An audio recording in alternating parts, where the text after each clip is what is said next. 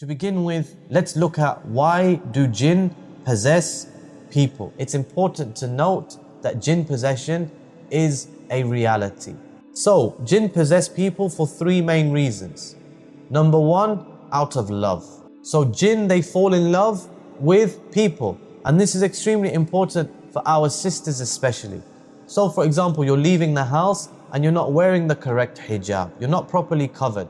Or you are wearing a lot of makeup and you have beautified yourself and you're leaving the home. Then don't forget that there are other creations besides men. There are men who are going to look at you.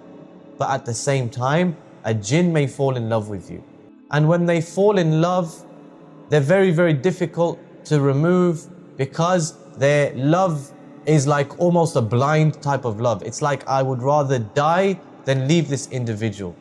Likewise, the second reason why a jinn may possess is out of revenge. Due to revenge. Okay? So I'm sitting here, I throw something across the room and I can't see, but there's a jinn there.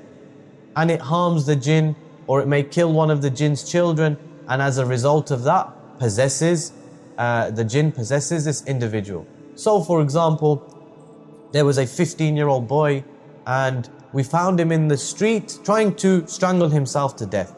So we carried him into the masjid, into the back of the masjid, and we began to make ruqya. We began to make the ruqya, and the boy, he was completely unconscious. Then immediately his eyes shot open and he sat up, and the jinn began to speak, and it began to say, I'm going to kill him, I'm going to kill him. Why? Why are you going to kill him? And the answer was, because he was running through the park and it was night time, and he was running through the park and he stepped on one of the children of the jinn. He stepped on one of the jinn's children, and clearly he hadn't said Bismillah, or he hadn't invoked the protection of Allah. Therefore, he stepped on one of the jinn's children, and I think he harmed it, or he must have killed it, and the jinn was now seeking to take revenge. So this jinn, it was a Muslim jinn, so we reminded it to fear Allah, reminded it that we can't see them, they can see us, but we can't see them, so it was a mistake. So you can't do this type of oppression. And eventually, alhamdulillah, the jinn left. The third reason why jinn will possess an individual is due to sihr, due to magic, being sent by the magician.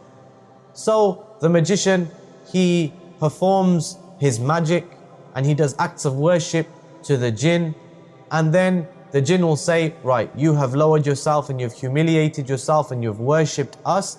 Now what do you need from us? And he will say, I need you to go and harm such and such an individual. I need you to go and possess such and such an individual. So then he goes and he sends the jinn. And the jinn will now go and try and possess the individual. They will try and possess that individual in order to achieve their objective. So if they possess the wife, then she will become possessed, and the husband will be thinking, you know, my wife's character has changed so much. We never used to argue. Now we argue over the smallest of things.